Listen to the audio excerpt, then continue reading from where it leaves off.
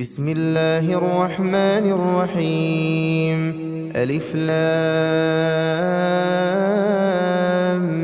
ميم. ذلك الكتاب لا ريب فيه هدى للمتقين الذين يؤمنون بالغيب ويقيمون الصلاة ومما رزقناهم ينفقون والذين يؤمنون بما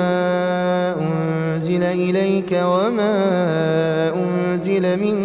قبلك وبالآخرة هم يوقنون أولئك على هدى من ربهم وأولئك هم المفلحون. إن الذين كفروا سواء عليهم أأنذرتهم أم لم تنذرهم لا يؤمنون. ختم الله على قلوبهم وعلى سمعهم وعلى أبصارهم غشاوة ولهم عذاب عظيم. ومن الناس من يقول آمنا بالله وباليوم الآخر وما هم بمؤمنين يخادعون الله والذين آمنوا وما يخدعون إلا أنفسهم وما يشعرون. في قلوبهم مرض فزادهم الله مرضا ولهم عذاب أليم بما كانوا يكذبون. وإذا قيل لهم لا تفسدوا في الأرض قالوا إنما نحن مصلحون ألا إنهم هم المفسدون ولكن لا يشعرون. وإذا قيل لهم آمنوا كما آمن الناس قالوا أنؤمن كما آمن السفهاء ألا إنهم هم السفهاء ولكن لا يعلمون. وإذا لقوا الذين آمنوا قالوا آمنا وإذا خلوا إلى شياطينهم قالوا إنا معكم إنما نحن مستهزئون. الله يستهزئ بهم ويمدهم في طغيانهم يعمهون. أولئك الذين اشتروا الضلالة بالهدى فما ربحت تجارتهم وما كانوا مهتدين. مثلهم كمثل الذي استوقد نارا فلما أضاءت ما حوله ذهب الله بنورهم وتركهم في ظلمات لا يبصرون. صم بكم عمي فهم لا يرجعون. أو كصيب من السماء فيه ظلمات ورعد وبرق يجعلون أصابعهم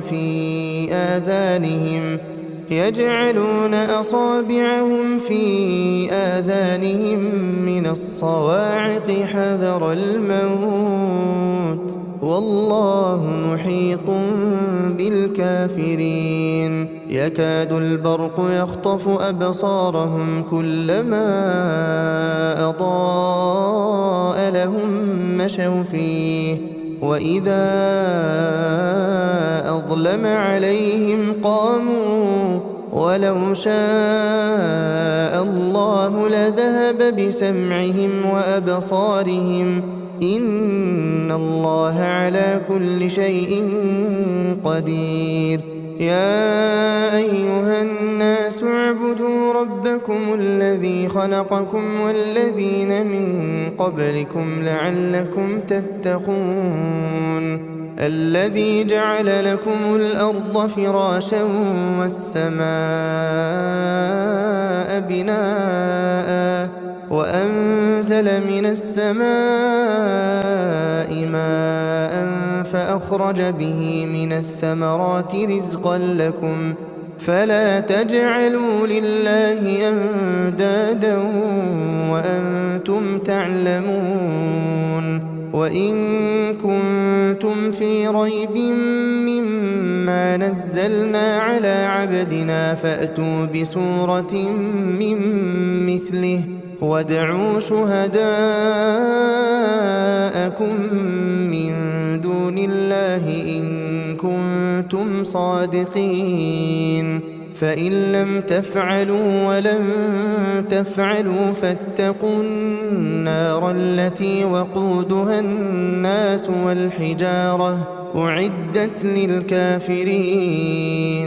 وبشر الذين آمنوا وعملوا الصالحات أن لهم جنات تجري من تحتها الأنهار كلما رزقوا منها من ثمرة رزقا قالوا هذا الذي رزقنا من قبل وأتوا به متشابها ولهم فيها أزواج مطهرة وهم فيها خالدون إن الله لا يستحيي أن يضرب مثلا ما بعوضة فما فوقها فأما الذين آمنوا فيعلمون أنه الحق من ربهم وأما الذين كفروا فيقولون ماذا أراد الله بهذا مثلا يضل به كثيرا ويهدي به كثيرا وما يضل به إلا الفاسقين الذين ينقضون عهد الله من بعد ميثاقه ويقطعون ما أمر الله به أن يوصل ويفسدون في الأرض أولئك هم الخاسرون كيف تكفرون بالله وكنتم أمواتا فأحياكم ثم يميتكم ثم يحييكم ثم إليه ترجعون هو الذي خلق لكم ما في الأرض جميعا ثم استوى إلى السماء فسواهن 7 سماوات وهو بكل شيء عليم وإذ قال ربك للملائكة إني جاعل في الأرض خليفة قالوا أتجعل فيها من يفسد فيها ويسفك الدماء ونحن نسبح بحمدك ونقدس لك قال إني أعلم ما لا تعلمون وعلم آدم الأسماء كلها ثم عرضهم على الملائكة فقال أنبئوني بأسماء هؤلاء إن كنتم صادقين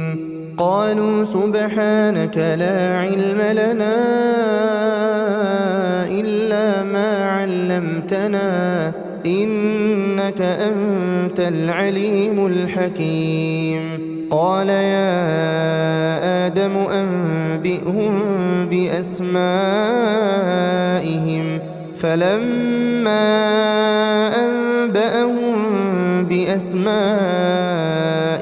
قال ألم أقل لكم إني أعلم غيب السماوات والأرض وأعلم ما تبدون وما كنتم تكتمون وإذ قلنا للملائكة الملائكة اسجدوا لآدم فسجدوا إلا إبليس أبى واستكبر وكان من الكافرين. وقلنا يا آدم اسكن أنت وزوجك الجنة وكلا منها رغدا حيث شئتما ولا تقربا هذه الشجرة فتكونا من الظالمين. فأزلهما الشيطان عنها فأخرجهما مما كانا فيه وقلنا اهبطوا بعضكم لبعض عدو ولكم في الأرض مستقر ومتاع إلى حين. فتلقى آدم من ربه كلمات فتاب عليه إنه هو التواب الرحيم. قلنا اهبطوا منها جميعا فإما يأتينكم مني هدى فمن تبع هداي فلا خوف عليهم ولا هم يحزنون. والذين كفروا وكذبوا بآياتنا أولئك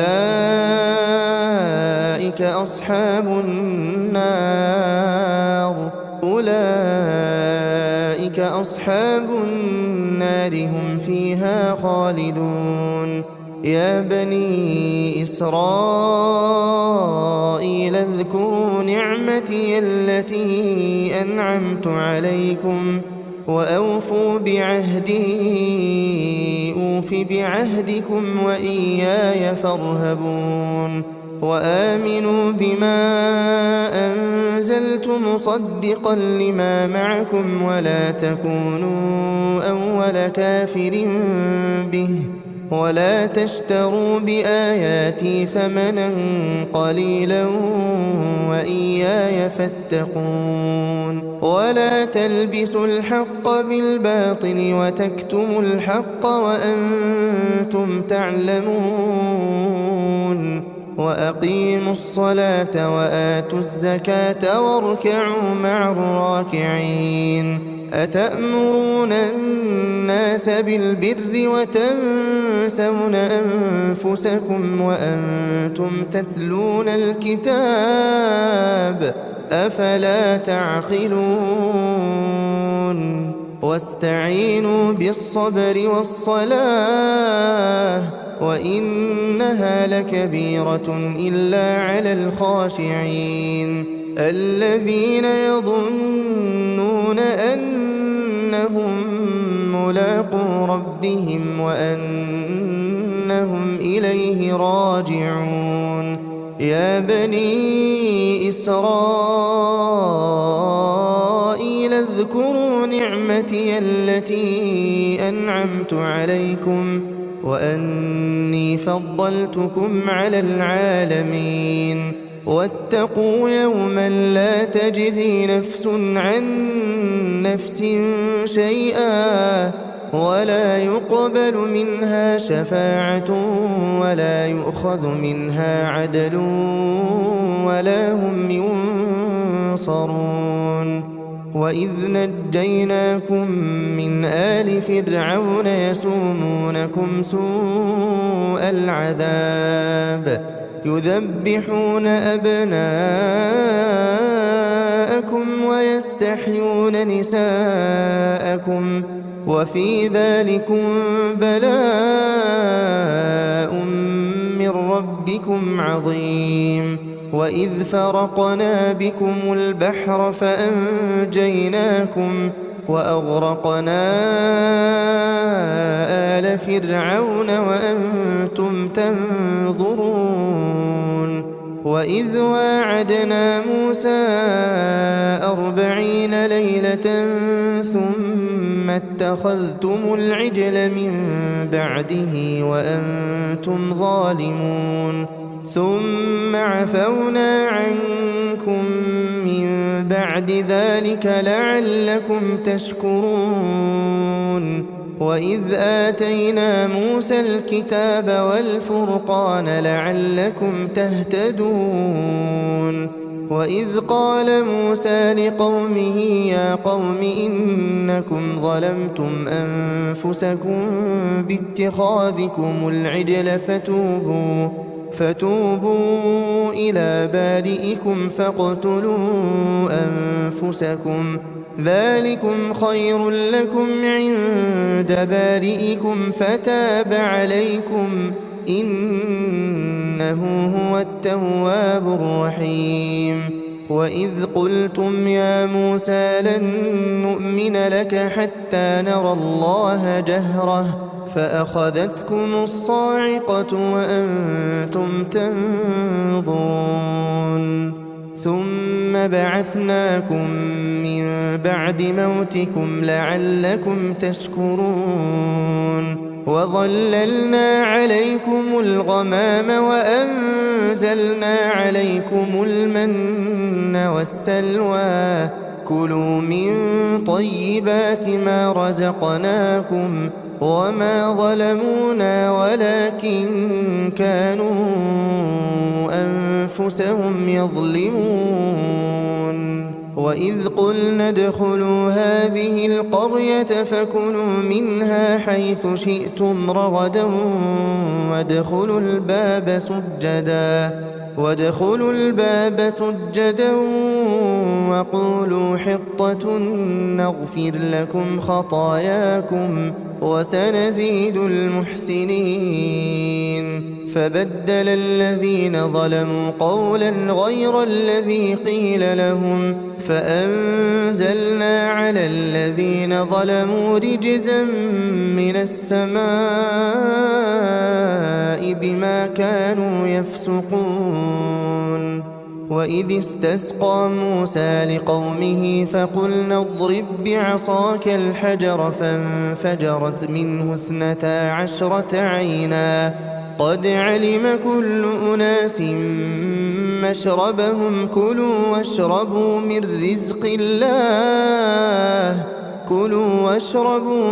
رزق الله ولا تعثوا في الأرض مفسدين وإذ قلتم يا موسى لن نصبر على طعام واحد فادع لنا ربك يخرج لنا مما تنبت الأرض من بقلها وقثائها وفومها وعدسها وبصلها قال أتستبدلون الذي هو أدنى بالذي هو خير اهبطوا مصرا فإن لكم ما سألتم وضربت عليهم الذلة والمسكنة وباءوا بغضب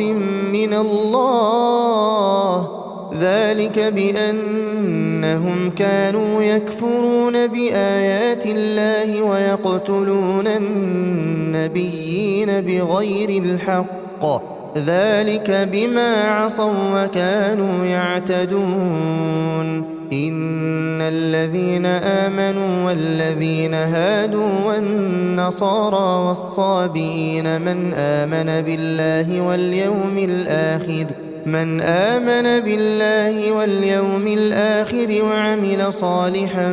فلهم أجرهم عند ربهم ولا خوف عليهم ولا هم يحزنون وإذ أخذنا ميثاقكم ورفعنا فوقكم الطور خذوا ما آتيناكم بقوة واذكروا ما فيه لعلكم تتقون ثم توليتم من بعد ذلك فلولا فضل الله عليكم ورحمته لكنتم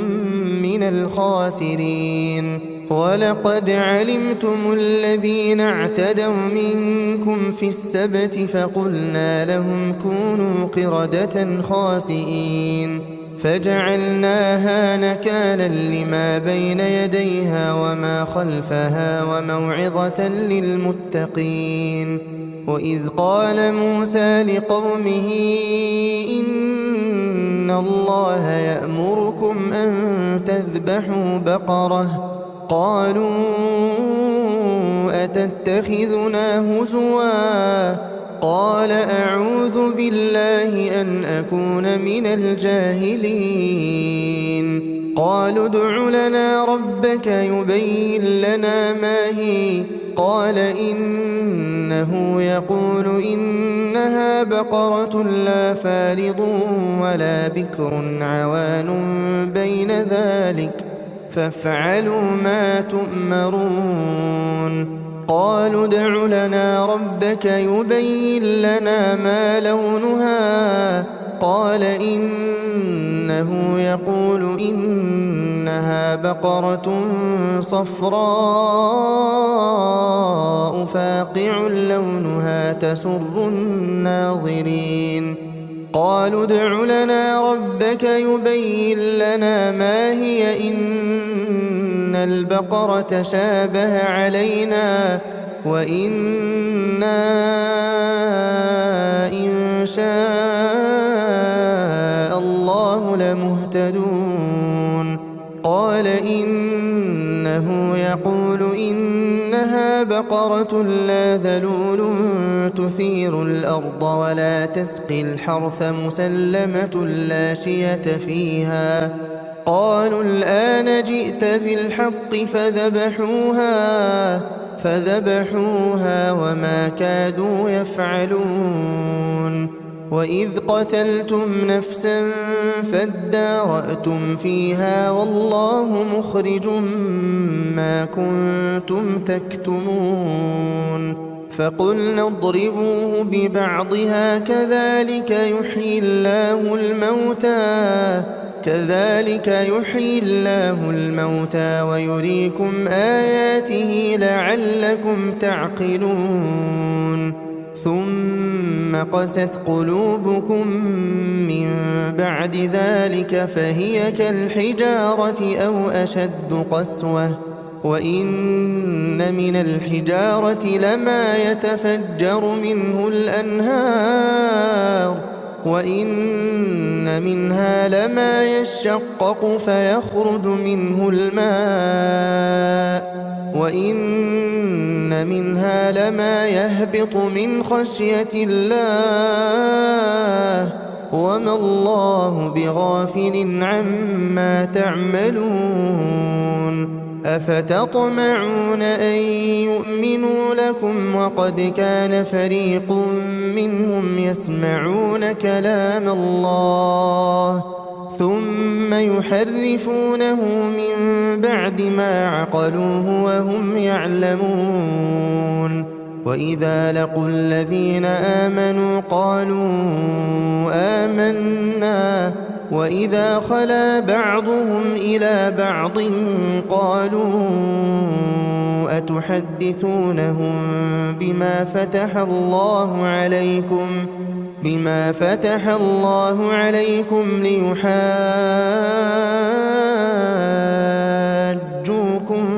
به عند ربكم أفلا تعقلون. أولا يعلمون أن الله يعلم ما يسرون وما يعلنون. ومنهم أميون لا يعلمون الكتاب إلا أماني وإن هم إلا يظنون. فويل للذين يكتبون الكتاب بأيديهم ثم يقولون هذا من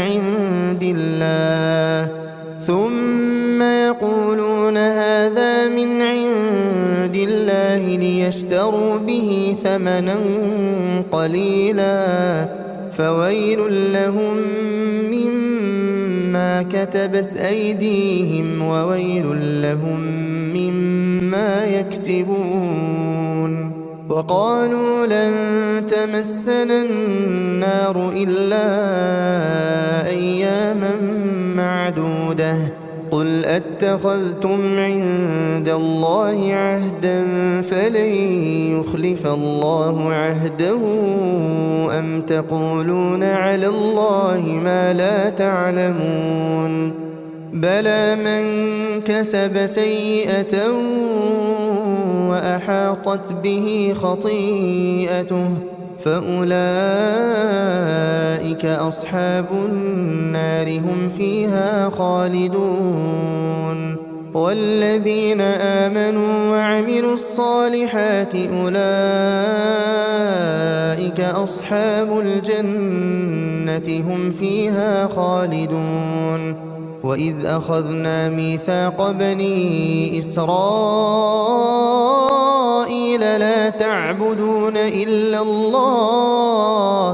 لا تعبدون إلا الله وبالوالدين إحسانا وذي القربى واليتامى والمساكين وقولوا للناس حسنا وأقيموا الصلاة وآتوا الزكاة ثم توليتم إلا قليلا منكم وأنتم معرضون وإذ أخذنا ميثاقكم لا تسفكون دماءكم ولا تخرجون أنفسكم من دياركم ثم أقررتم وأنتم تشهدون ثم أنتم هؤلاء تقتلون أنفسكم وتخرجون فريقا منكم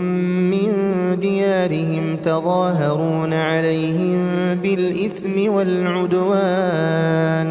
وإن يأتوكم أسارى تفادوهم وهو محرم عليكم إخراجهم أفتؤمنون ببعض الكتاب وتكفرون ببعض فما جزاء من يفعل ذلك منكم إلا خزي في الحياة الدنيا ويوم القيامة يردون إلى أشد العذاب وما الله بغافل عما تعملون أولئك الذين اشتروا الحياة الدنيا بالآخرة فلا يخفف عنهم العذاب ولا هم ينصرون ولقد آتينا موسى الكتاب وقفينا من بعده بالرسل وآتينا عيسى ابن مريم البينات وأيدناه بروح القدس أفكلما جاءكم رسول بما لا تهوى أنفسكم استكبرتم ففريقا كذبتم وفريقا تقتلون وقالوا قلوبنا غلف بل لعنهم الله بكفرهم فقليلا ما يؤمنون ولما جاءهم كتاب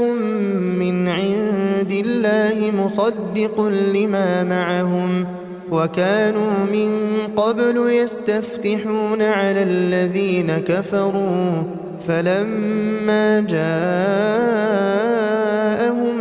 ما عرفوا كفروا به فلعنة الله على الكافرين بئس ما اشتروا به أنفسهم أن يكفروا بما أنزل الله بغيا أن ينزل الله من فضله على من يشاء من عباده فباءوا بغضب على غضب وللكافرين عذاب مهين وإذا قيل لهم آمنوا بما أنزل الله قالوا نؤمن بما أنزل علينا ويكفرون بما وراءه وهو الحق مصدقا لما معهم. قل فلم تقتلون أنبياء الله من قبل إن كنتم مؤمنين؟ ولقد جاءكم موسى بالبينات ثم اتخذتم العجل من بعده وأنتم ظالمون. وإذ أخذنا ميثاقكم ورفعنا فوقكم الطور خذوا ما آتيناكم بقوة واسمعوا قالوا سمعنا وعصينا وأشربوا في قلوبهم العجل بكفرهم. قل بئس ما يأمركم به إيمانكم إن كنتم مؤمنين. قل إن كانت لكم الدار الآخرة عند الله خالصة من دون الناس فتمنوا الموت إن كنتم صادقين ولن يتمنوه أبدا بما قدمت أيديهم والله عليم بالظالمين. ولتجدنهم أحرص الناس على حياة ومن الذين أشركوا يود أحدهم لو يعمر 1000 سنة وما هو بمزحزحه من العذاب أن يعمر والله بصير بما يعملون. قل من كان عدوا لجبريل فإنه نزله على قلبك بإذن الله مصدقا لما بين يديه وهدى وبشرى للمؤمنين. من كان عدوا لله وملائكته ورسله وجبريل وميكال فإن الله عدو للكافرين. ولقد أنزلنا إليك آيات بينات وما يكفر بها إلا الفاسقون. أوكلما عاهدوا عهدا نبذه فريق منهم بل أكثرهم لا يؤمنون. ولما جاءهم رسول من عند الله مصدق لما معهم نبذ فريق من الذين أوتوا الكتاب كتاب الله وراء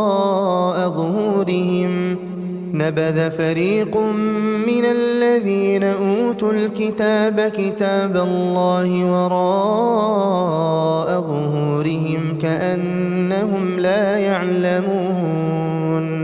واتبعوا ما تتلو الشياطين على ملك سليمان وما كفر سليمان ولكن الشياطين كفروا يعلمون الناس السحر وما أنزل على الملكين ببابل هاروت وماروت وما يعلمان من أحد حتى يقولا إنما نحن فتنة فلا تكفر فيتعلمون منهما ما يفرقون به بين المرء وزوجه وما هم بضارين به من أحد إلا بإذن الله ويتعلمون ما يضرهم ولا ينفعهم ولقد علموا لمن اشتراه ما له في الآخرة من خلاق ولبئس ما شروا به أنفسهم لو كانوا يعلمون ولو أنهم آمنوا واتقوا لمثوبة من عند الله خير لو كانوا يعلمون يا أيها الذين آمنوا لا تقولوا راعنا وقولوا انظرنا واسمعوا وللكافرين عذاب أليم ما يود الذين كفروا من أهل الكتاب ولا المشركين أن ينزل عليكم من خير من ربكم والله يختص برحمته من يشاء والله ذو الفضل العظيم ما ننسخ من آية أو ننسها نأت بخير منها أو مثلها ألم تعلم أن الله على كل شيء قدير ألم تعلم أن الله له ملك السماوات والأرض وما لكم من دون الله من ولي ولا نصير أم تريدون أن تسألوا رسولكم كما سئل موسى من قبل ومن يتبدل الكفر بالإيمان فقد ضل سواء السبيل ود كثير من أهل الكتاب لو يردونكم من بعد إيمانكم كفارا حسدا من عند أنفسهم من بعد ما تبين لهم الحق فاعفوا واصفحوا حتى يأتي الله بأمره إن الله على كل شيء قدير وأقيموا الصلاة وآتوا الزكاة وما تقدموا لأنفسكم من خير تجدوه عند الله إن الله بما تعملون بصير وقالوا لن يدخل الجنة إلا من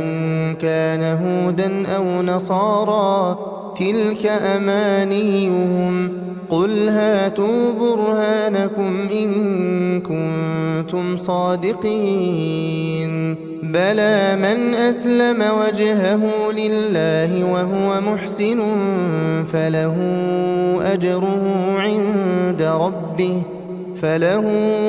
أجره عند ربه ولا خوف عليهم ولا هم يحزنون وقالت اليهود ليست النصارى على شيء وقالت النصارى ليست اليهود على شيء وهم يتلون الكتاب كذلك قال الذين لا يعلمون مثل قولهم فالله يحكم بينهم يوم القيامة فيما كانوا فيه يختلفون ومن أظلم ممن منع مساجد الله أن يذكر فيها اسمه وسعى في خرابها أولئك ما كان لهم أن يدخلوها إلا خائفين لهم في الدنيا خزي ولهم في الآخرة عذاب عظيم ولله المشرق والمغرب فأينما تولوا فثم وجه الله إن الله واسع عليم وقالوا اتخذ الله ولدا سبحانه بل له ما في السماوات والأرض كل له قانتون بديع السماوات والأرض وإذا قضى أمرا فإنما يقول له كن فيكون. وقال الذين لا يعلمون لولا يكلمنا الله أو تأتينا آية كذلك قال الذين من قبلهم مثل قولهم تشابهت قلوبهم قد بينا الآيات لقوم يوقنون. إنا أرسلناك بالحق بشيرا ونذيرا ولا تسأل عن أصحاب الجحيم. ولن ترضى عنك اليهود ولا النصارى حتى تتبع ملتهم قل إن هدى الله هو الهدى ولئن اتبعت أهواءهم بعد الذي جاءك من العلم ما لك من الله من ولي ولا نصير. الذين آتيناهم الكتاب يتلونه حق تلاوته أولئك يؤمنون به ومن يكفر به فأولئك هم الخاسرون. يا بني إسرائيل اذكروا نعمتي التي أنعمت عليكم وأني فضلتكم على العالمين. واتقوا يوما لا تجزي نفس عن نفس شيئا ولا يقبل منها عدل ولا تنفعها شفاعة ولا هم ينصرون. وإذ ابتلى إبراهيم ربه بكلمات فأتمهن قال إني جاعلك للناس إماما قال ومن ذريتي قال لا ينال عهد الظالمين. وإذ جعلنا البيت مثابة للناس وأمنا واتخذوا من مقام إبراهيم مصلى وعهدنا إلى إبراهيم وإسماعيل أن طهرا بيتي للطائفين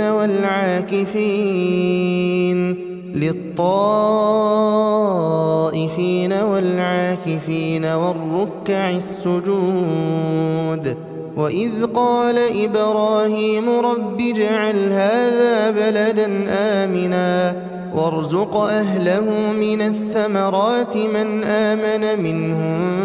بالله واليوم الآخر قال ومن كفر فأمتعه قليلا ثم أضطره إلى عذاب النار وبئس المصير.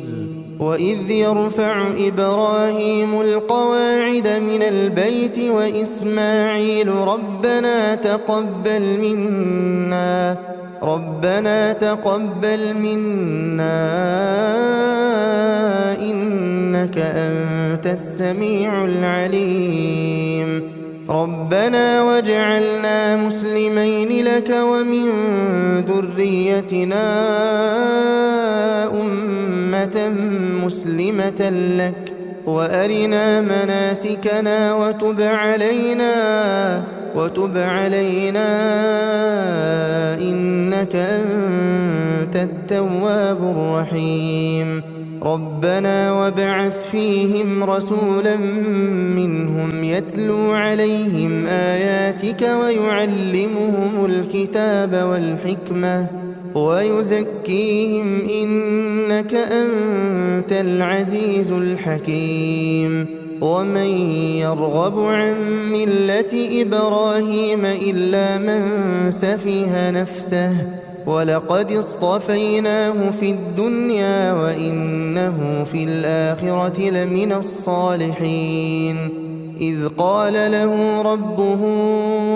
أسلم قال أسلمت لرب العالمين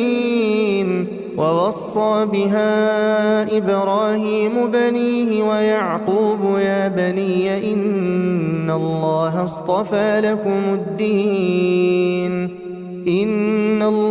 اصطفى لكم الدين فلا تموتن إلا وأنتم مسلمون أم كنتم شهداء إذ حضر يعقوب الموت إذ قال لبنيه ما تعبدون من بعدي قالوا نعبد إلهك وإله آبائك إبراهيم وإسماعيل وإسحاق إلها واحدا ونحن له مسلمون تلك أمة قد خلت لها ما كسبت ولكم ما كسبتم ولا تسألون عما كانوا يعملون وقالوا كونوا هودا أو نصارى تهتدوا قل بل ملة إبراهيم حنيفا وما كان من المشركين قولوا آمنا بالله وما أنزل إلينا وما أنزل إلى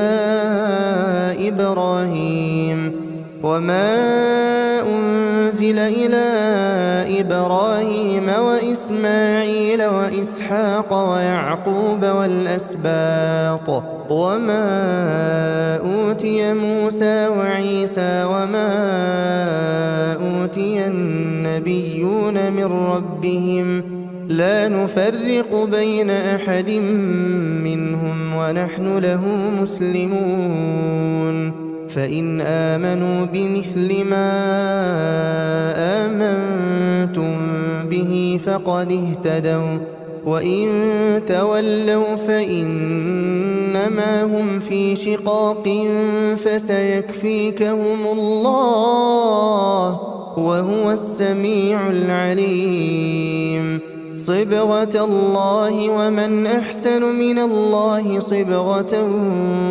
ونحن له عابدون قل أتحاجوننا في الله وهو ربنا وربكم ولنا أعمالنا ولكم أعمالكم ونحن له مخلصون أم تقولون إن إبراهيم وإسماعيل وإسحاق ويعقوب والأسباط كانوا هودا أو نصارى قل أأنتم أعلم أم الله ومن أظلم ممن كتم شهادة عنده من الله وما الله بغافل عما تعملون تلك أمة قد خلت لها ما كسبت ولكم ما كسبتم ولا تسألون عما كانوا يعملون سيقول السفهاء من الناس ما ولاهم عن قبلتهم التي كانوا عليها قل لله المشرق والمغرب يهدي من يشاء إلى صراط مستقيم وكذلك جعلناكم أمة وسطا لتكونوا شهداء على الناس ويكون الرسول عليكم شهيدا وما جعلنا القبلة التي كنت عليها إلا لنعلم من يتبع الرسول ممن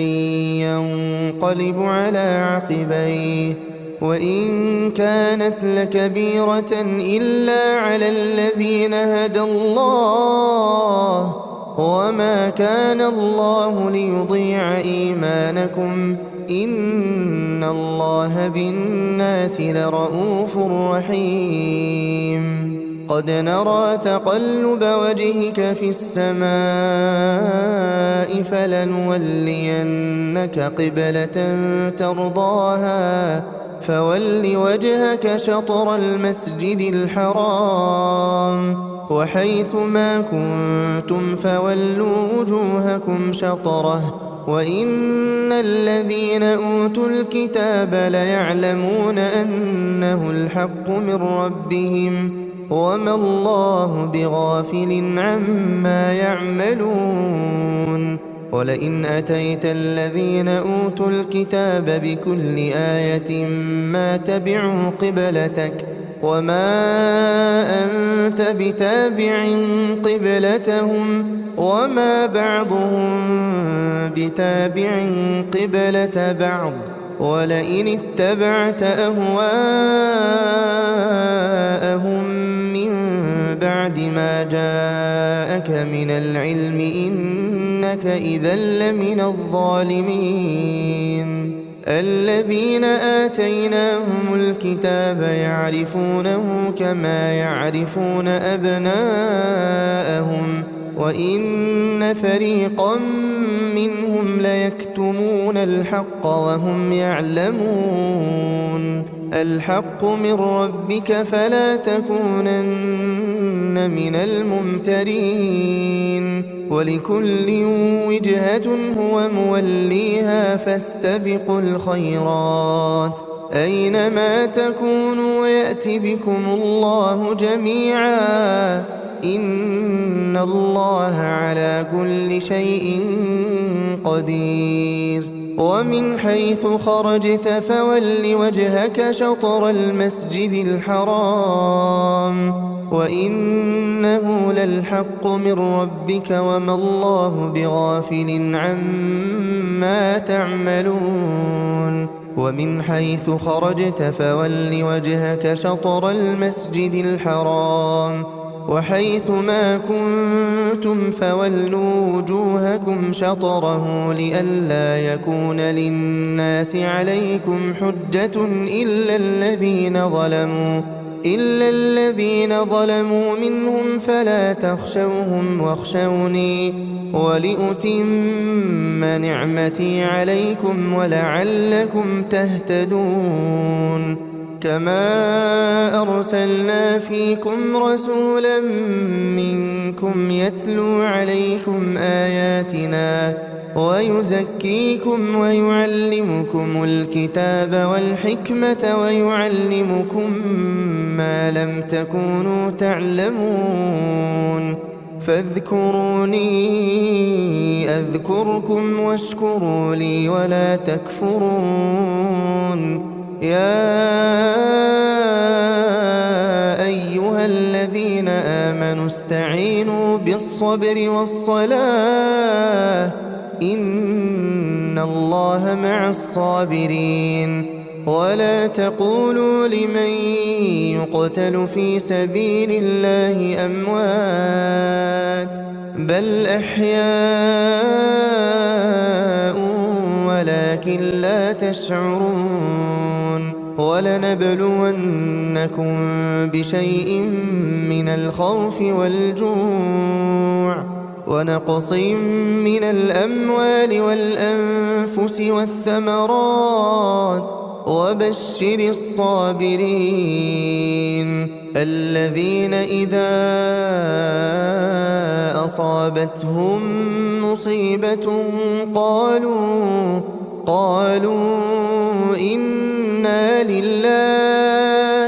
إنا لله وإنا إليه راجعون أولئك عليهم صلوات من ربهم ورحمة وأولئك هم المهتدون إن الصفا والمروة من شعائر الله فمن حج البيت أو اعتمر فلا جناح عليه أن يطوف بهما ومن تطوع خيرا فإن الله شاكر عليم إن الذين يكتمون ما أنزلنا من البينات والهدى من بعد ما بيناه للناس في الكتاب أولئك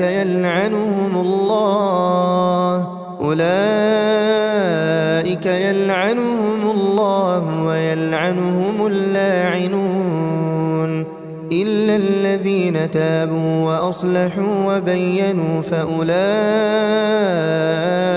أتوب عليهم وأنا التواب الرحيم إن الذين كفروا وماتوا وهم كفار أولئك عليهم لعنة الله والملائكة والناس أجمعين خالدين فيها لا يخفف عنهم العذاب ولا هم ينظرون وإلهكم إله واحد لا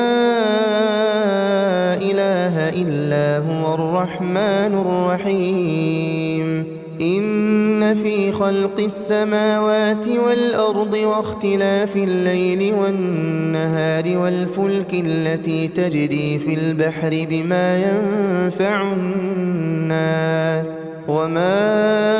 أنزل الله من السماء من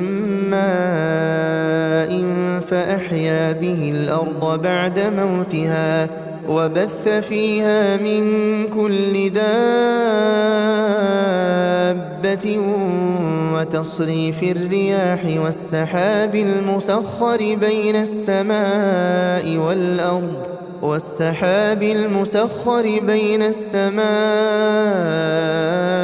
والأرض لآيات لقوم يعقلون ومن الناس من يتخذ من دون الله أندادا يحبونهم كحب الله والذين آمنوا أشد حبا لله ولو يرى الذين ظلموا إذ يرون العذاب أن القوة لله جميعا وأن الله شديد العذاب إذ تبرأ الذين اتبعوا من الذين اتبعوا ورأوا العذاب وتقطعت بهم الأسباب وقال الذين اتبعوا لو أن لنا كرة فنتبرأ منهم كما تبرأوا منا كذلك يريهم الله أعمالهم حسرات عليهم وما هم بخارجين من النار يا أيها الناس كلوا مما في الأرض حلالا طيبا ولا تتبعوا خطوات الشيطان إنه لكم عدو مبين إنما يأمركم بالسوء والفحشاء وأن تقولوا على الله ما لا تعلمون وإذا قيل لهم اتبعوا ما أنزل الله قالوا بل نتبع ما ألفينا عليه آباءنا أولو كان آباؤهم لا يعقلون شيئا ولا يهتدون ومثل الذين كفروا كمثل الذي ينعق بما لا يسمع إلا دعاء ونداء صم بكم عمي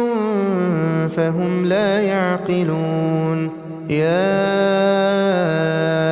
أيها الذين آمنوا كلوا من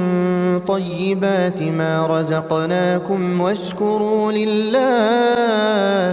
واشكروا لله إن كنتم إياه تعبدون. إنما حرم عليكم الميتة والدم ولحم الخنزير وما أهل به لغير الله، فمن اضطر غير باغ ولا عاد فلا إثم عليه، إن الله غفور رحيم. إن الذين يكتمون ما أنزل الله من الكتاب ويشترون به ثمنا قليلا أولئك ما يأكلون في بطونهم إلا النار، ولا يكلمهم الله يوم القيامة ولا يزكيهم ولهم عذاب أليم. أولئك الذين اشتروا الضلالة بالهدى والعذاب بالمغفرة، فما أصبرهم على النار. ذلك بأن الله نزل الكتاب بالحق، وإن الذين اختلفوا في الكتاب لفي شقاق بعيد. ليس البر أن تولوا وجوهكم قبل المشرق والمغرب، ولكن البر من آمن بالله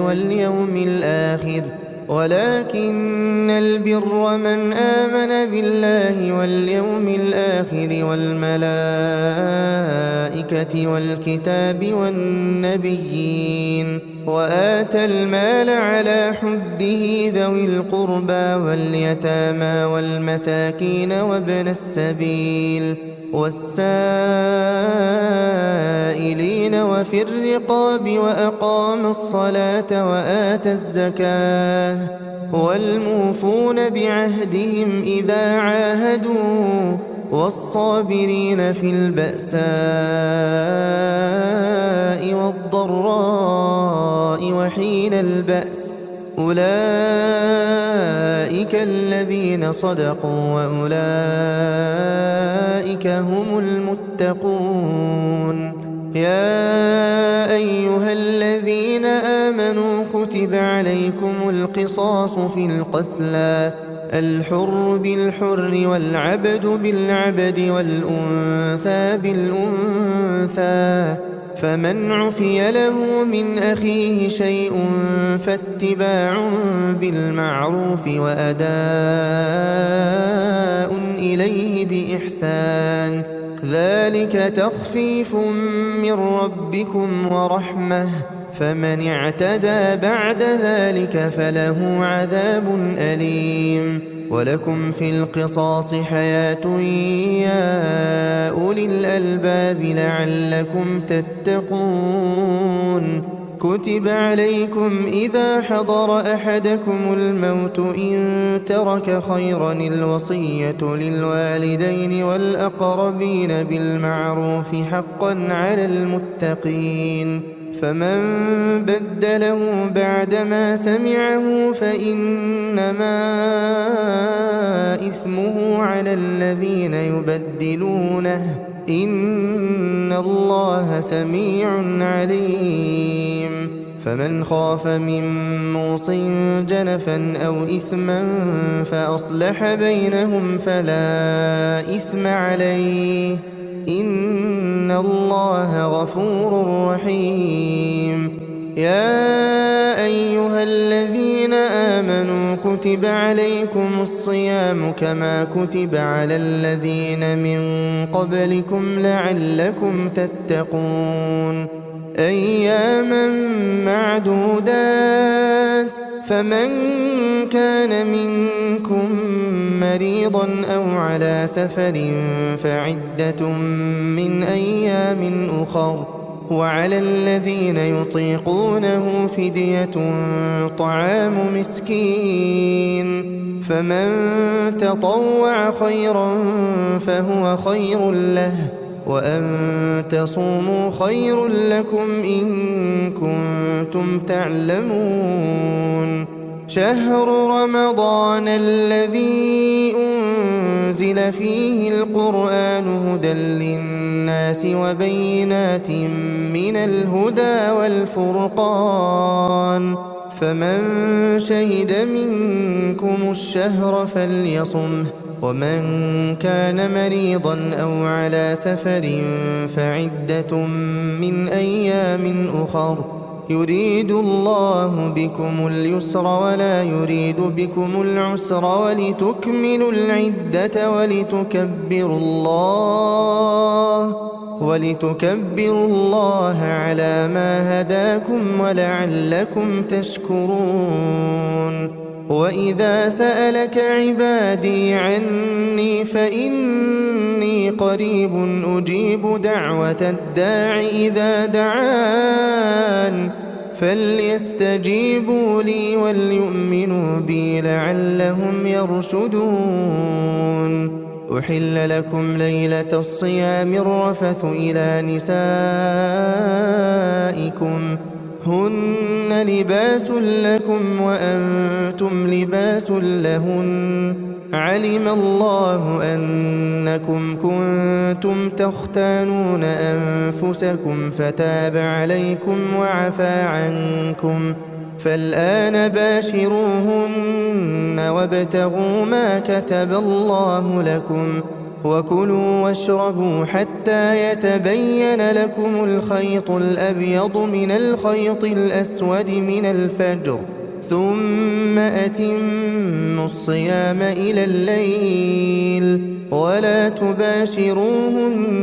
وأنتم عاكفون في المساجد تلك حدود الله فلا تقربوها كذلك يبين الله آياته للناس لعلهم يتقون ولا تأكلوا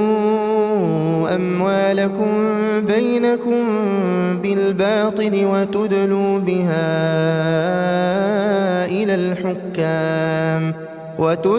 بها إلى الحكام لتأكلوا فريقا من أموال الناس بالإثم وأنتم تعلمون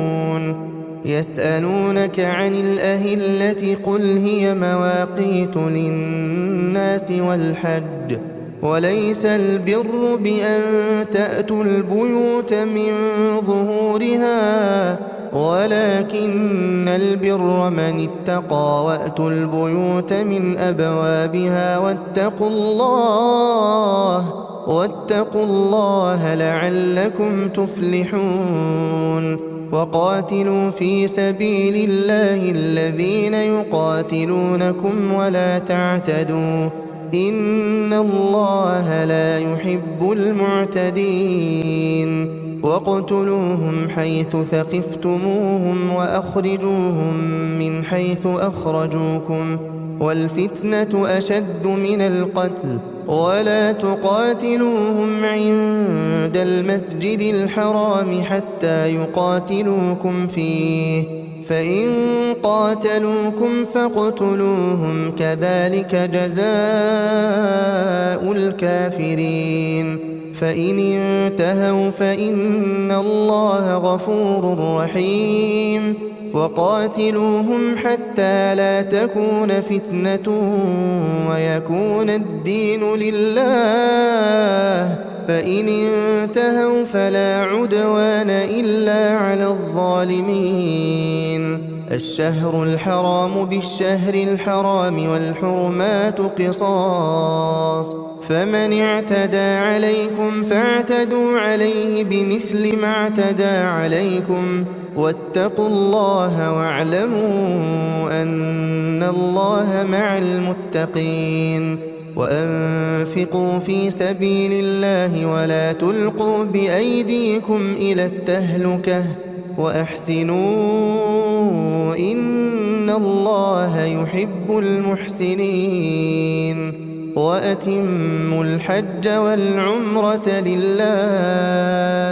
فإن أحصرتم فما استيسر من الهدي ولا تحلقوا رؤوسكم حتى يبلغ الهدي محله فمن كان منكم مريضا أو به أذى من رأسه ففدية من صيام أو صدقة أو نسك، فإذا أمنتم فمن تمتع بالعمرة إلى الحج فما استيسر من الهدي، فمن لم يجد فصيام 3 أيام في الحج و7 إذا رجعتم، تلك 10 كاملة، ذلك لمن لم يكن أهله حاضر المسجد الحرام. واتقوا الله واعلموا أن الله شديد العقاب. الحج أشهر معلومات، فمن فرض فيهن الحج فلا رفث ولا فسوق ولا جدال في الحج، وما تفعلوا من خير يعلمه الله، وتزودوا فإن خير الزاد التقوى، واتقون يا أولي الألباب. ليس عليكم جناح أن تبتغوا فضلا من ربكم، فإذا أفضتم من عرفات فاذكروا الله عند المشعر الحرام، واذكروه كما هداكم وإن كنتم من قبله لمن الضالين. ثم أفيضوا من حيث أفاض الناس واستغفروا الله إن الله غفور رحيم. فإذا قضيتم مناسككم فاذكروا الله كذكركم آباءكم أو أشد ذكرا، فمن الناس من يقول ربنا آتنا في الدنيا وما له في الآخرة من خلاق، ومنهم من يقول ربنا آتنا في الدنيا حسنة وفي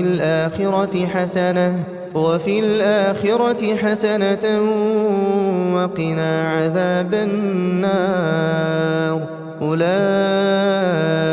لهم نصيب مما كسبوا والله سريع الحساب. واذكروا الله في أيام معدودات، فمن تعجل في يومين فلا إثم عليه، ومن تأخر فلا إثم عليه لمن اتقى. واتقوا الله واعلموا أنكم إليه تحشرون. ومن الناس من يعجبك قوله في الحياة الدنيا ويشهد الله على ما في قلبه وهو ألد الخصام، وإذا تولى سعى في الأرض ليفسد فيها ويهلك الحرث والنسل، والله لا يحب الفساد. وإذا قيل له اتق الله أخذته العزة بالإثم فحسبه جهنم ولبئس المهاد. ومن الناس من يشري نفسه ابتغاء مرضات الله والله رؤوف بالعباد. يا أيها الذين آمنوا ادخلوا في السلم كافة ولا تتبعوا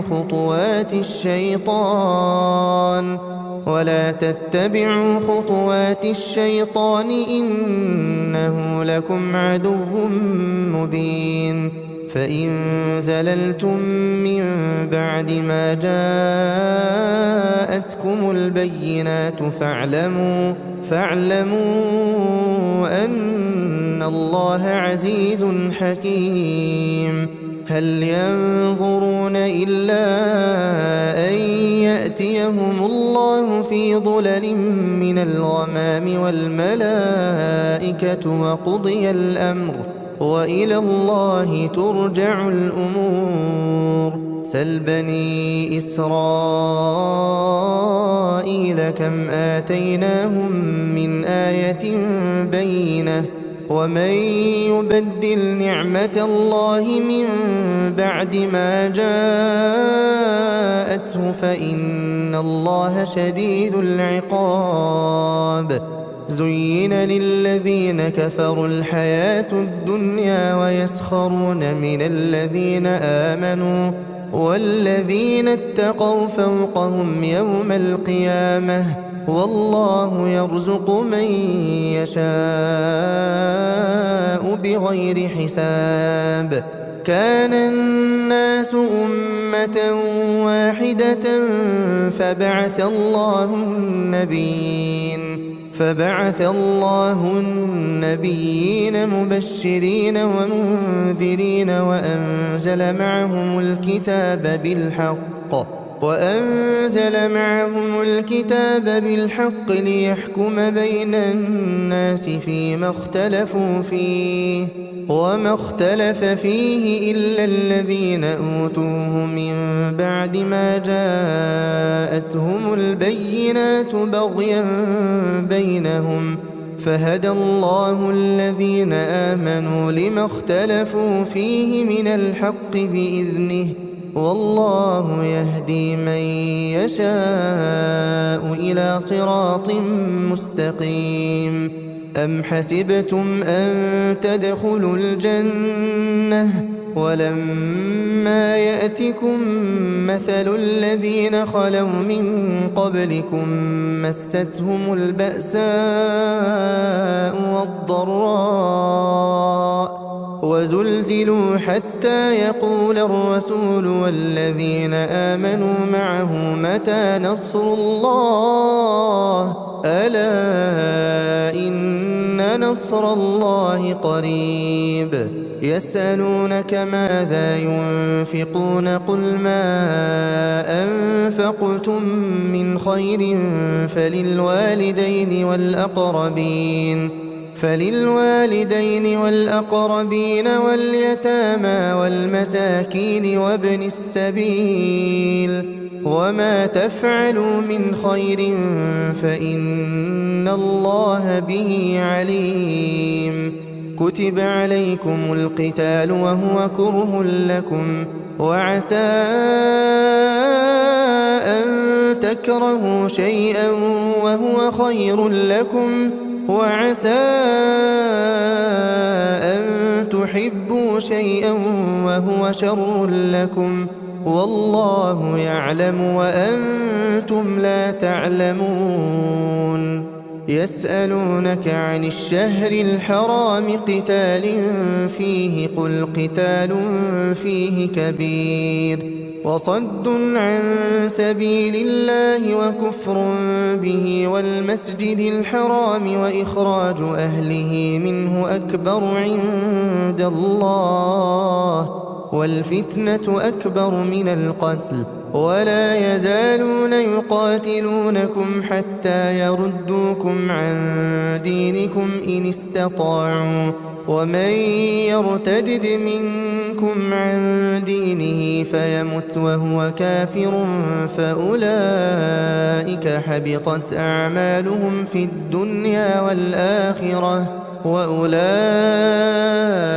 أصحاب النار هم فيها خالدون إن الذين آمنوا والذين هاجروا وجاهدوا في سبيل الله أولئك يرجون رحمة الله والله غفور رحيم يسألونك عن الخمر والميسر قل فيهما إثم كبير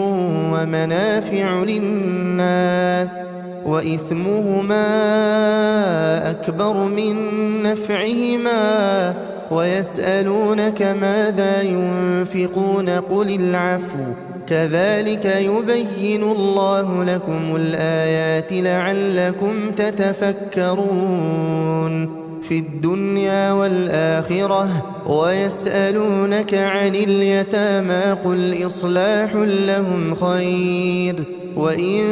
تخالطوهم فإخوانكم والله يعلم المفسد من المصلح ولو شاء الله لأعنتكم إن الله عزيز حكيم. ولا تنكحوا المشركات حتى يؤمن ولأمة مؤمنة خير من مشركة ولو أعجبتكم ولا تنكحوا المشركين حتى يؤمنوا ولعبد مؤمن خير من مشرك ولو أعجبكم أولئك يدعون إلى النار والله يدعو إلى الجنة والمغفرة بإذنه ويبين آياته للناس لعلهم يتذكرون. ويسألونك عن المحيض قل هو أذى فاعتزلوا النساء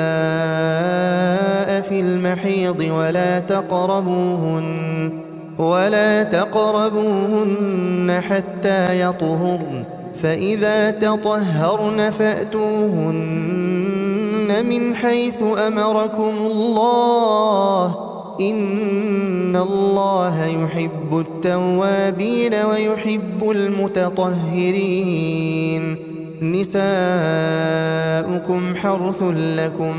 فأتوا حرثكم أنى شئتم وقدموا لأنفسكم واتقوا الله واعلموا أنكم ملاقوه وبشر المؤمنين. ولا تجعلوا الله عرضة لأيمانكم أن تبروا وتتقوا وتصلحوا بين الناس والله سميع عليم. لا يؤاخذكم الله باللغو في أيمانكم ولكن يؤاخذكم بما كسبت قلوبكم والله غفور حليم. للذين يؤلون من نسائهم تربص 4 أشهر فإن فاءوا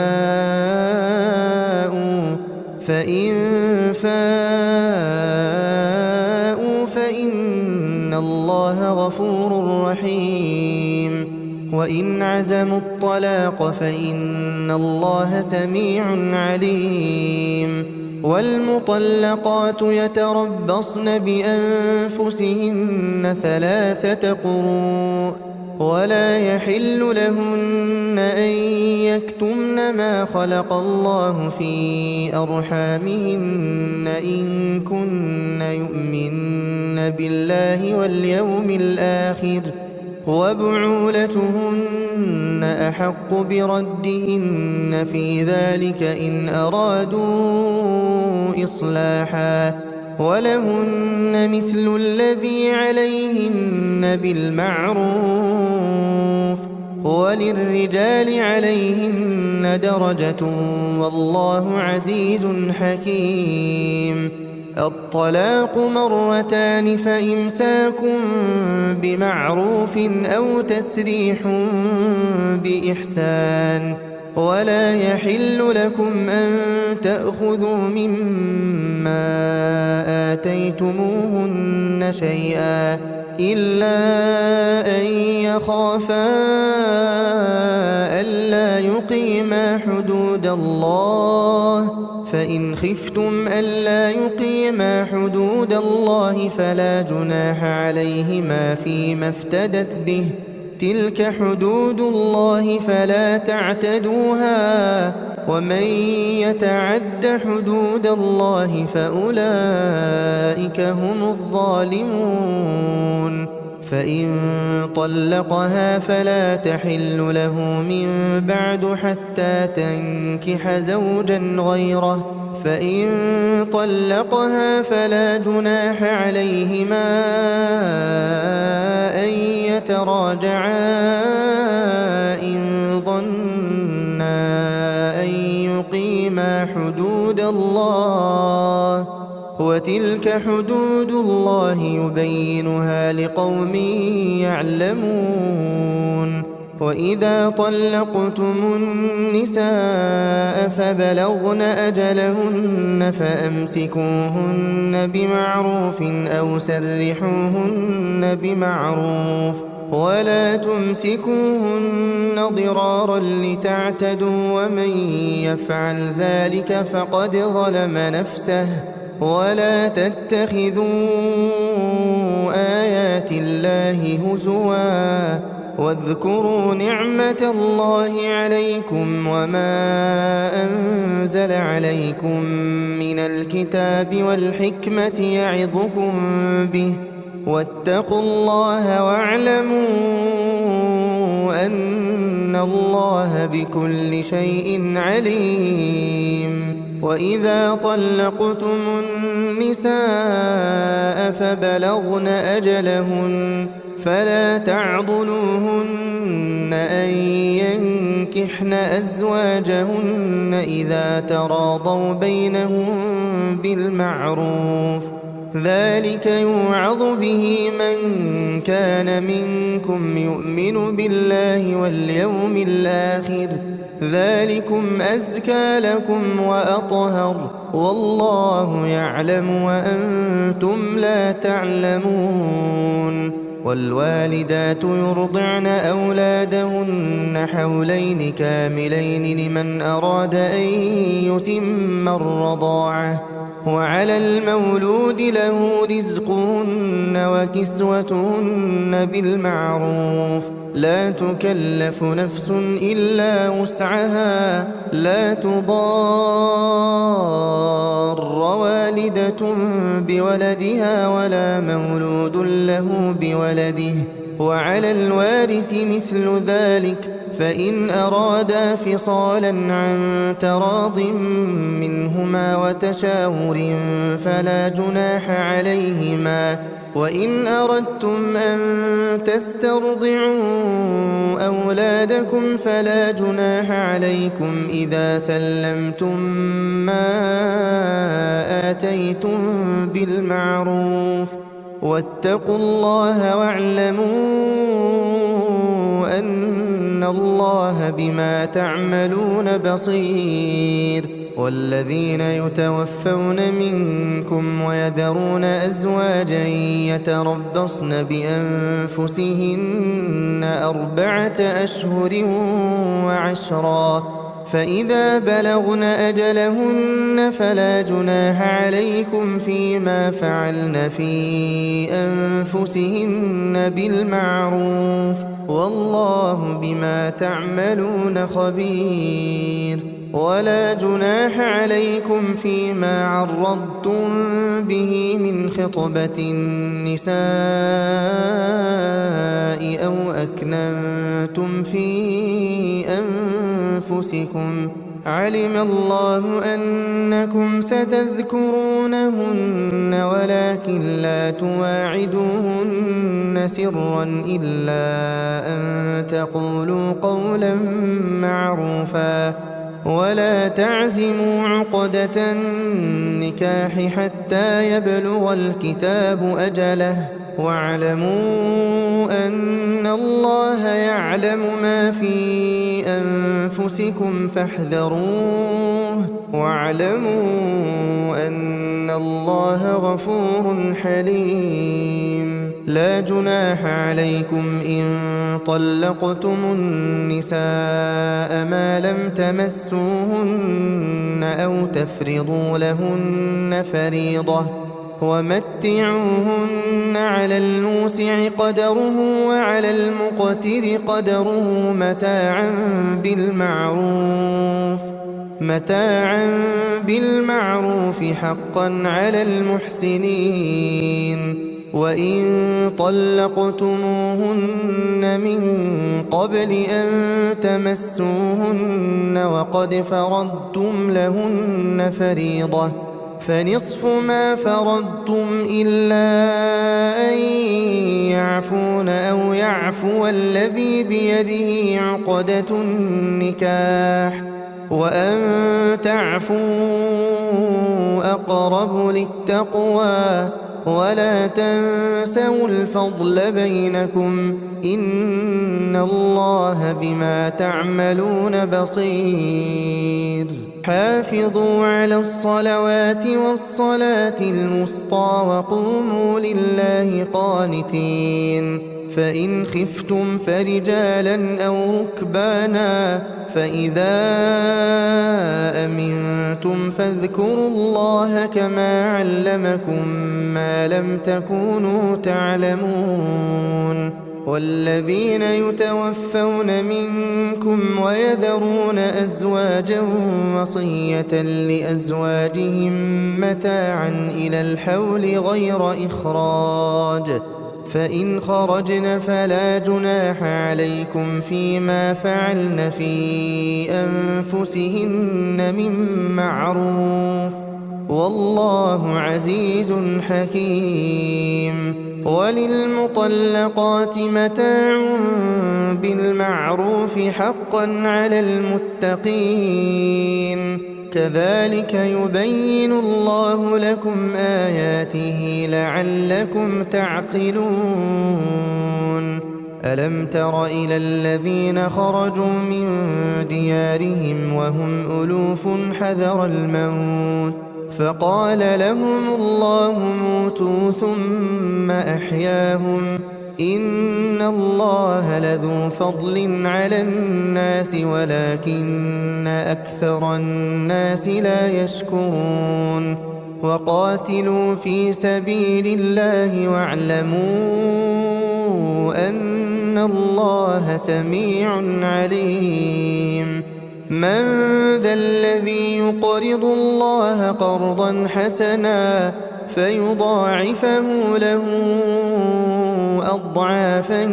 كثيرة والله يقبض ويبسط وإليه ترجعون ألم تر إلى الملأ من بني إسرائيل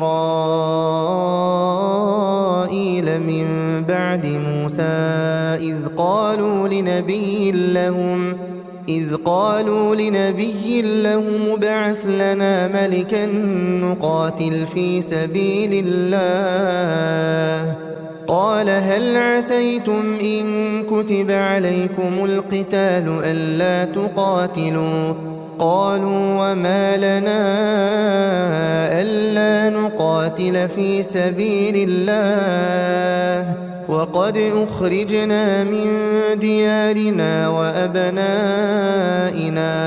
فلما كتب عليهم القتال تولوا إلا قليلا منهم والله عليم بالظالمين وقال لهم نبيهم إن الله قد بعث لكم طالوت ملكا قالوا أنى يكون له الملك علينا ونحن أحق بالملك منه ولم يؤت سعة من المال قال إن الله اصطفاه عليكم وزاده بسطة في العلم والجسم والله يؤتي ملكه من يشاء والله واسع عليم وقال لهم نبيهم إن آية ملكه أن يأتيكم التابوت فيه سكينة من ربكم وبقية مما ترك آل موسى وآل هارون تحمله الملائكة إن في ذلك لآية لكم إن كنتم مؤمنين فلما فصل طالوت بالجنود قال إن الله مبتليكم بنهر فمن شرب منه فليس مني ومن لم يطعمه فإنه مني إلا من اغترف غرفة بيده فشربوا منه إلا قليلا منهم فلما جاوزه هو والذين آمنوا معه قالوا لا طاقة لنا اليوم بجالوت وجنوده قال الذين يظنون أنهم ملاقو الله كم من فئة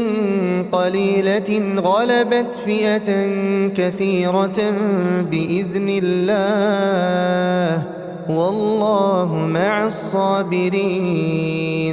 ولما برزوا لجالوت وجنوده قالوا ربنا أفرغ علينا صبرا وثبت أقدامنا وانصرنا على القوم الكافرين فهزموهم بإذن الله وقتل داود جالوت وآتاه الله الملك والحكمة وعلمه مما يشاء ولولا دفع الله الناس بعضهم ببعض لفسدت الأرض ولكن الله ذو فضل على العالمين. تلك آيات الله نتلوها عليك بالحق وإنك لمن المرسلين. تلك الرسل فضلنا بعضهم على بعض منهم من كلم الله ورفع بعضهم درجات وآتينا عيسى ابن مريم البينات وأيدناه بروح القدس ولو شاء الله ما اقتتل الذين من بعدهم من بعد ما جاءتهم البينات ولكن اختلفوا فمنهم من آمن ومنهم من كفر ولو شاء الله ما اقتتلوا ولكن الله يفعل ما يريد. يا أيها الذين آمنوا أنفقوا مما رزقناكم من قبل أن يأتي يوم لا بيع فيه ولا خلة ولا شفاعة والكافرون هم الظالمون. الله لا إله إلا هو الحي القيوم لا تأخذه سنة ولا نوم له ما في السماوات وما في الأرض من ذا الذي يشفع عنده إلا بإذنه يعلم ما بين أيديهم وما خلفهم ولا يحيطون بشيء من علمه إلا بما شاء وسع كرسيه السماوات والأرض ولا يؤوده حفظهما وهو العلي العظيم. لا إكراه في الدين قد تبين الرشد من الغي فمن يكفر بالطاغوت ويؤمن بالله فقد استمسك بالعروة الوثقى لا انفصام لها والله سميع عليم. الله ولي الذين آمنوا يخرجهم من الظلمات إلى النور والذين كفروا أولياؤهم الطاغوت يخرجونهم من النور إلى الظلمات أولئك أصحاب النار هم فيها خالدون ألم تر إلى الذي حاج إبراهيم في ربه أن آتاه الله الملك إذ قال إبراهيم ربي الذي يحيي ويميت قال أنا أحيي وأميت قال إبراهيم فإن الله يأتي بالشمس من المشرق فأت بها من المغرب فبهت الذي كفر والله لا يهدي القوم الظالمين أو كالذي مر على قرية وهي خاوية على عروشها قال أنى يحيي هذه الله بعد موتها فأماته الله 100 عام ثم بعثه قال كم لبثت قال لبثت يوما أو بعض يوم قال بل لبثت 100 عام فانظر إلى طعامك وشرابك لم يتسنه وانظر إلى حمارك ولنجعلك آية للناس وانظر إلى العظام كيف ننشزها ثم نكسوها لحما فلما تبين له قال أعلم أن الله على كل شيء قدير وإذ قال إبراهيم رب أرني كيف تحيي الموتى قال أولم تؤمن قال بلى ولكن ليطمئن قلبي قال فخذ 4 من الطير فصرهن إليك ثم اجعل على كل جبل منهن جزءا ثم ادعهن يأتينك سعيا واعلم أن الله عزيز حكيم مثل الذين ينفقون أموالهم في سبيل الله كمثل حبة أنبتت 7 سنابل في كل سنبلة 100 حبة والله يضاعف لمن يشاء والله واسع عليم الذين ينفقون أموالهم في سبيل الله ثم لا يتبعون ما أنفقوا منا ولا أذى لهم أجرهم عند ربهم ولا خوف عليهم ولا هم يحزنون قول معروف ومغفرة خير من صدقة يتبعها أذى والله غني حليم يا أيها الذين آمنوا لا تبطلوا صدقاتكم بالمن والأذى كالذي ينفق ماله رئاء الناس ولا يؤمن بالله واليوم الآخر فمثله كمثل صفوان عليه تراب فأصابه وابل فتركه صلدا لا يقدرون على شيء مما كسبوا والله لا يهدي القوم الكافرين ومثل الذين ينفقون أموالهم ابتغاء مرضات الله وتثبيتا من أنفسهم كمثل جنة بربوة أصابها وابل فآتت أكلها ضعفين فإن لم يصبها وابل فطل والله بما تعملون بصير أيود أحدكم أن تكون له جنة من نخيل وأعناب تجري من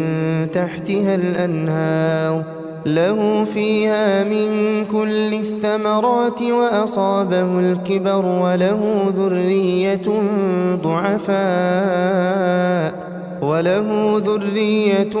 ضعفاء فأصابها إعصار فيه نار فاحترقت كذلك يبين الله لكم الآيات لعلكم تتفكرون يا أيها الذين آمنوا أنفقوا من طيبات ما كسبتم ومما أخرجنا لكم من الأرض ولا تيمموا الخبيث منه تنفقون ولستم بآخذيه إلا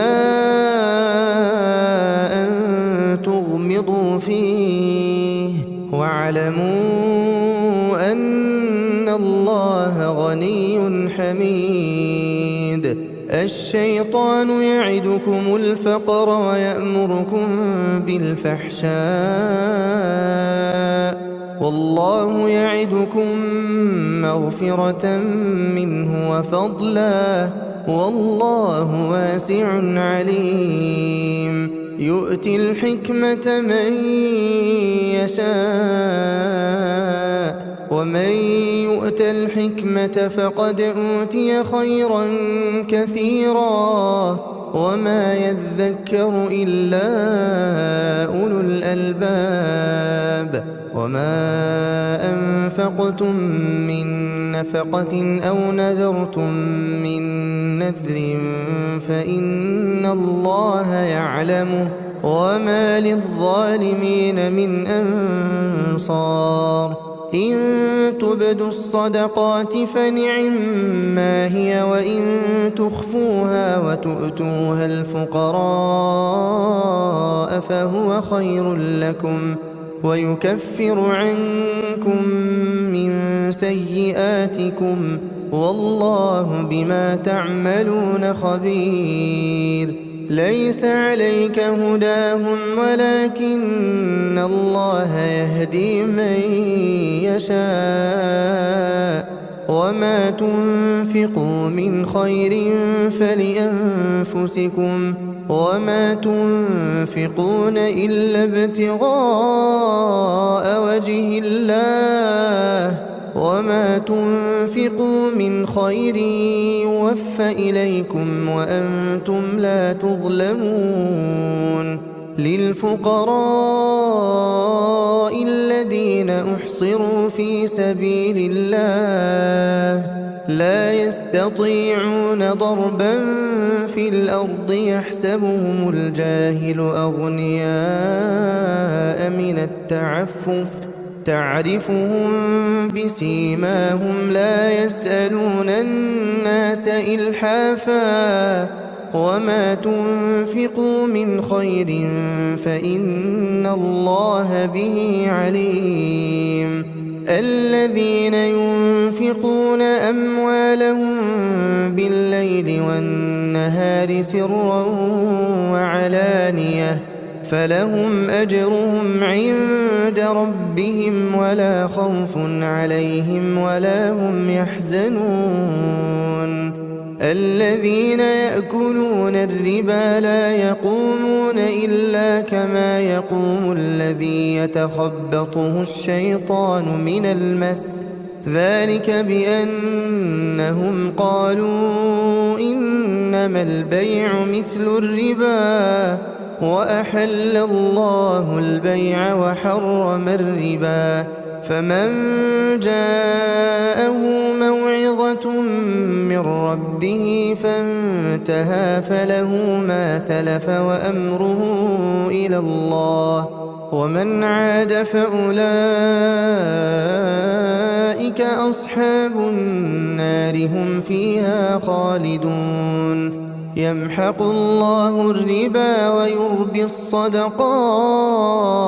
والله لا يحب كل كفار أثيم. إن الذين آمنوا وعملوا الصالحات وأقاموا الصلاة وآتوا الزكاة لهم أجرهم عند ربهم ولا خوف عليهم ولا هم يحزنون.